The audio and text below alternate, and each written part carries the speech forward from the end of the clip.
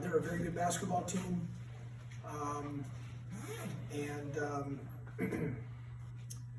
You know, it was, we had some chances. 18 turnovers is too many. And, of course, our guys were going to compete and get after it. But in the end, we had a segment there where there's a little bit of a scoring drought, and the turnovers got us. And you got to give credit to Miami. It's like I said, they're a good team. We had our chances in that first half. Man, we had some chances to stretch the lead, but we had a couple of turnovers in that fast break opportunities when we were pushing the ball ahead, and Miami was able to get get some steals that allowed them to maybe stop our run at some times there. So, but that's the game of basketball. Like I said, two teams fighting, competing to try to get a win, and it was no issue with our effort. Guys, gave everything they had. Just we fell a little short. Second half, one for 9 from 3-point range, and those turnovers ended up was the difference in the game. And they were able to get, again, just like the first game, they got to the free throw line 25 times the first game. This game 26, and that was a big difference. Our turnovers, but when you look at it, those extra points from the free throw line makes a big difference. It seems like the touch fouls kind of didn't go your way. Any kind of 50-50 calls didn't really seem to go your way, and there's a huge disparity in the foul calls just in general, even though both teams were being pretty physical. What kind of, any thoughts on that? Yeah, I mean, I'd rather take the high road on my personal feelings on the officiating, and like I said, I have great respect for the three officials that worked the game today, and they know that. Of course, when you're coaching, you're not always going to agree with everything, but I have the highest level of respect for all three guys, and sometimes things are going to go your way and sometimes not. If I anything privately that I want to have a discussion, I'll deal with Brian Kersey and Paul Brazo and go from there and see what they think. But I have the highest level of respect for the three guys that officiate. And I said this 1,000 times: officials have a hard job, in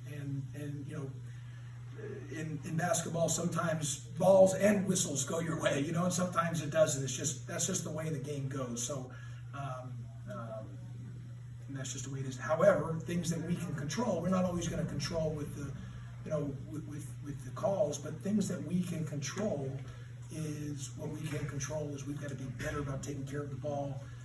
There's a couple things there where, they were able to, when we went small, they were able to get inside of the paint. That's the issue when we go small, is they're able to score to us in the paint. They had 36 paint points. We did a good job guarding the three, but that's kind of the issue going small. So those are things that we've got to be better about on being better.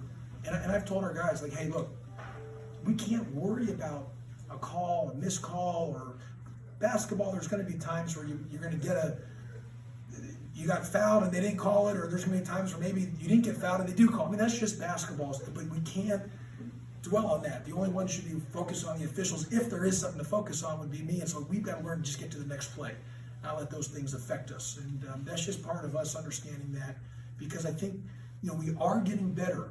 We are getting better.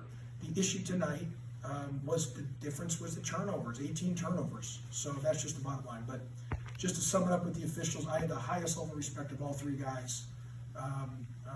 And everybody knows, I know the officials have a very tough job. Coach's job is to get on the officials during the course of the game, and you're doing that. I don't really get on them as much. I know here and there, but because I'm focused on coaching, and as basketball, as we all know, sometimes things go your way, sometimes it doesn't. That's just the flow of the game. We've got to really be really laser sharp and focus on things that we can control. And that's just my 2 cents on that. What was your sense what happened in the double technical situation? I think there was just maybe some talking between a couple guys, and I don't think there was anything more than that. I just think it was a competitive game. Both teams wanted to win. Just got a little chirpy. That's just part of the game. Thankfully, nothing happened. There was no physical altercations or anything. It was just some, two teams being a couple of guys being chirpy there. Nothing more than that. I thought the refs did a good job handling it, stepping in right away. I thought all 3 officials stopped it right away, which is a credit to those 3 guys. In terms of, this was almost a mirror of the game in Atlanta. Absolutely. And you guys fought back better in the second half and were able to stay in the game, didn't let it get pulled away as much. But kind of, can you talk about what happened at the end of the half? And then We got stuck scoring again. We got in that scoring drought, Kelly, and we had some chances to really up the lead, and we made those key turnovers, especially in transition. And we had 10 turnovers the first half. If you cut that to 5 and you get a couple more shots because we were shooting the ball well, maybe it becomes a different game. But look, we're getting better. I love our team. We're getting better. We're improving, and we just got to keep staying the course. We got another great opportunity on Saturday versus Virginia, but we've got to. When you have the issue of the droughts that we've had this year, you just can't compound it with the turnovers, and that's kind of the biggest thing. But our fight, our effort, our intensity was great. Thought we did some good things defensively. However, when we went small, they were able to get into the paint. So I've got to be, I've got to watch the film, and sometimes I'm going small to go for offensive purposes, and if it's not helping us, we do end up getting hurt defensively at times. So we just got to look at that. You're sort of answering it, but I would think that Jordan getting a 4th foul was. Jordan Mecca? Yeah. I probably should have taken him out, looking at, but you know me well enough, Ken. I play guys with 2, 3, 4 fouls. I'm not big at saving guys. And he made a great play on the offensive rebound. However, he's got to know he's got 3 fouls in that situation and just let it be. And that was also two free throws for them as well too. So that was I appreciate his effort, but he's got to know better about not getting that foul.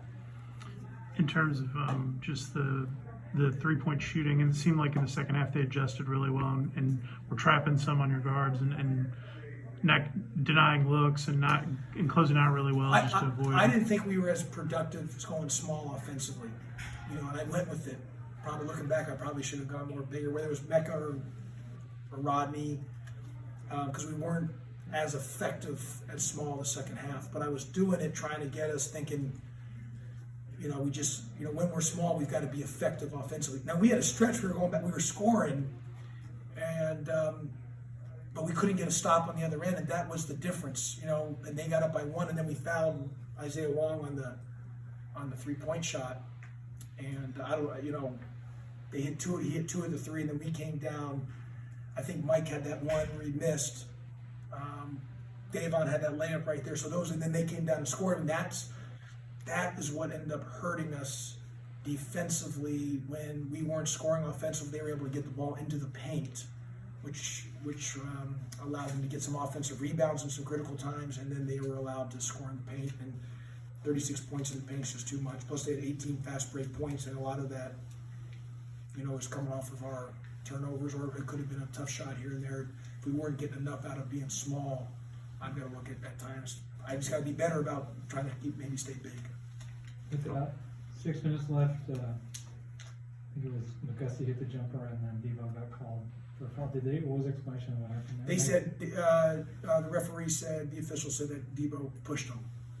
When the shot went up, he pushed the big kid. Wardenberg.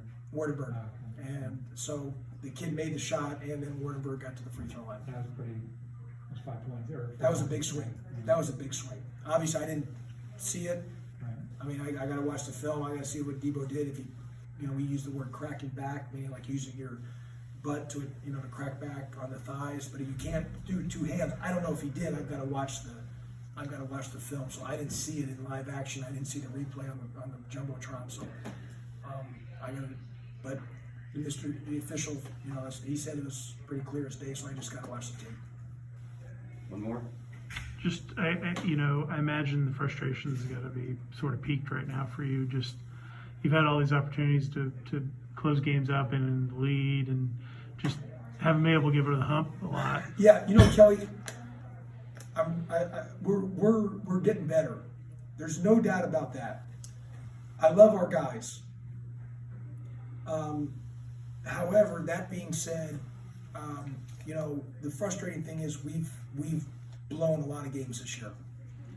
And for whatever reason that may be, you know, I mean, it could have been some turnovers, could be different things, figuring out lineups, and a lot of it, you know, when you're looking at it, that falls on Coach Pastner, not on the players. That falls directly on me. So that's where my frustration is we've blown a lot of games, and you know, I knew, as I've mentioned, that when we this year, you know, losing Alvarado and Wright, that we were going to be taking, you know, could be taking a step back, and then once I knew that I lost Parm in October, like those are big losses, and I felt, you know, we struggled the first game, and then we won 5 straight.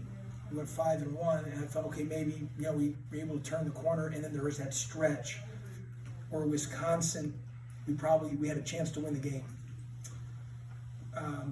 LSU, we were up 19. You know, Carolina, we were up going in the second half. And I just think that we didn't really recover from that in a sense where we've been so rocky. We had a great win against Georgia State, and I thought we were about to turn the corner, and then we ended up hitting the COVID pause. And then we just were, and we continue to be kind of rocky. We are getting better. I mean, I really believe we're getting better, so I love our team. It's the frustrating thing is we've had some opportunities to have a different record because we've been right there to win some of these games. We just haven't been able to get over the hump. And I love our guys, and so I've got to do a better job. That's not on our players, that's on me.